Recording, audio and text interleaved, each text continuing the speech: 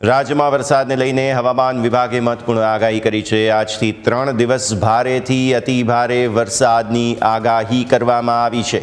3 દિવસ બાદ રાજ્યમાં ભારે વરસાદની આગાહી કરવામાં આવી છે, ત્યારે માછીમારોને દરિયો ન ખેડવા સૂચના અપાઈ છે। અમદાવાદમાં આજે હળવાથી મધ્યમ વરસાદની આગાહી છે, ત્યારે એક સાથે 3 સિસ્ટમ સક્રિય થતાં ભારેથી અતિ ભારે વરસાદની આગાહી કરવામાં આવી છે।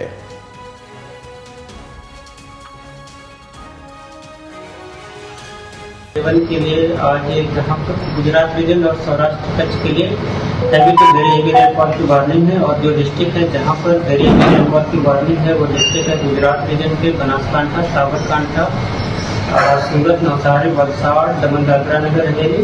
और जहाँ पर हैवी रेनफॉल की वार्निंग है गुजरात रीजन के वो डिस्ट्रिक्ट है पाटन, महसाना, अरावली, महिसागर, तापी और डांग डिस्ट्रिक्ट शामिल है। और सौराष्ट्र कच्छ की बात करेंगे जहाँ पर वेरी हेवी रेनफॉल की वार्निंग है वो डिस्ट्रिक्ट है कच्छ, द्वारका, जामनगर और पोरबंदर। और जहाँ पर हैवी रेनफॉल की वार्निंग है वो डिस्ट्रिक्ट है मोरबी, सुरेंद्रनगर, राजकोट, गिर सोमनाथ, अमरेली, भावनगर डिस्ट्रिक्ट में हैवी रेनफॉल की वार्निंग है। इसे लेकर डे 2, डे 3 और डे 4 के लिए heavy to very heavy rainfall की वार्निंग है। और डे 5, डे 6 और डे 7 के लिए हैवी रेनफॉल की वार्निंग है। और सौराष्ट्र कच्छ की रीजन की बात करेंगे तो डे 2 से लेकर डे 7 तक हैवी रेनफॉल की वार्निंग, जिसके कारण heavy to very heavy rainfall की वार्निंग है। आज एक जो मानसून ट्रक तभी जो बीकानेर से गुजर रही थी आज भी सही प्लेस से गुजर रही है। और एक साइक्लोनिक सर्कुलेशन सेंट्रल राजस्थान पे बना हुआ है।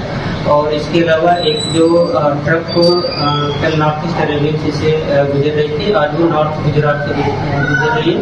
तो टोटल आज के लिए 3 सिस्टम है, जिसके कारण गुजरात और सौराष्ट्र रीजन के लिए हेवी रेनफॉल की वार्निंग है। આ તરફ સાબરકાંઠાના ઈડરિયાગઢ પરના ધોધ વહેતા થઈ ગયા। ઈડરના પહાડોમાં ખળખળ વહેતા ધોધના આકાશી દ્રશ્યો સામે આવ્યા હતા। ચોમાસાની ઋતુમાં મેઘરાજાની અવિરત મહેર બાદ સતત ઝરણા વહેતા થઈ ગયા છે। ઈડરિયાગઢ પરના ધોધમાં સ્થાનિકો સતત મજા માણતા જોવા મળી રહ્યા હતા। ખળખળ વહેતા ધોધ વચ્ચે ઈડરિયોગઢ વાદળોથી ઘેરાયેલો છે। વાદળો સાથે વાત કરતા ડુંગરો સ્થાનિકો સહિત પર્યટકો માટે આકર્ષણનું કેન્દ્ર બન્યા છે।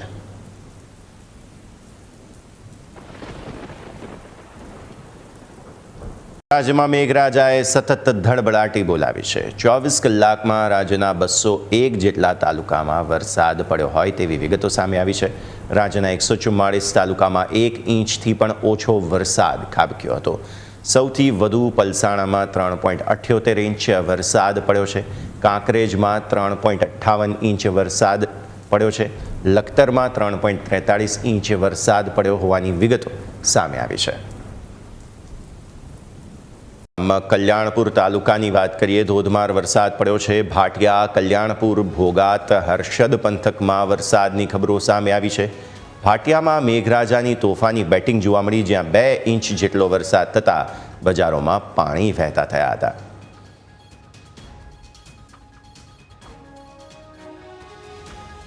આવો હવે દ્વારકા જિલ્લાના અન્ય ગામોની વાત કરીએ। લાંબા ગામમાં ધોધમાર વરસાદ પડ્યો। મેઘરાજાની તોફાની બેટિંગને કારણે ચારે તરફ પાણી પાણી જોવા મળ્યું। લાંબા ગામની બજારોમાં ધસમસતા પાણી વહેતા થયા હતા, જેમાં 2 ઇંચ જેટલા વરસાદથી જ ગામની બજારોમાં જાણે નદીઓ વહેતી હોય તેવા દ્રશ્યો જોવા મળ્યા। લોકોના ઘરોમાં પણ પાણી ભરાઈ જતા ઘર વખરી તણાઈ જતા ભારે નુકસાન પહોંચ્યું છે। મેઘરાજાએ અંબાજીને ધમરોડ્યું હતું। શહેરના મુખ્ય માર્ગો પર પાણી ફરી વળ્યા। અંબાજી ખેડ બ્રહ્માને જોડતો માર્ગ પણ પાણીમાં ગરકાવ થઈ ગયો હતો। મુખ્ય માર્ગ પર જાણે નદીઓ વહેતી હોય તેવા પ્રકારના દ્રશ્યો જોવા મળ્યા। નીચાણવાળા વિસ્તારોમાં પણ પાણી ભરાઈ ગયા હતા।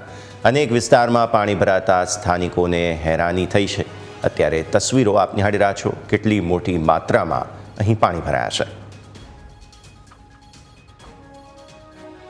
એકવાર ફરી અંબાજીમાં મેઘરાજા મન મૂકીને વરસતા હોય તેવા દ્રશ્યો જોવા મળી રહ્યા છે। આપ જોઈ શકો છો કે મારા પાછળનો જે મુખ્ય માર્ગ જે છે અંબાજીનો, જે ખેડ બ્રહ્મા અને અંબાજીને જોડતો માર્ગ છે, અને એ હાલ જે પાણીમાં ગરકાવ થઈ ગયો છે। અને જેમ નદી બે કાંઠે વહેતી હોય તેમ અંબાજીના મુખ્ય માર્ગ બે કાંઠે વહેતા હોય તેવું હાલ દ્રશ્ય જોવા મળી રહ્યા છે।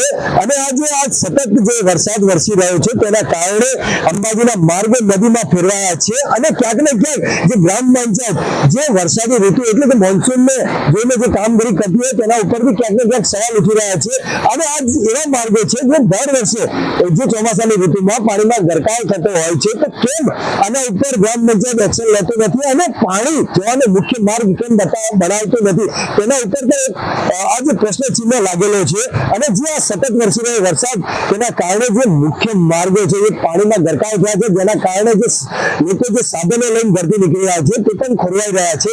વિક્રમ સરગરા, ન્યૂઝ કેપિટલ, અંબાજી.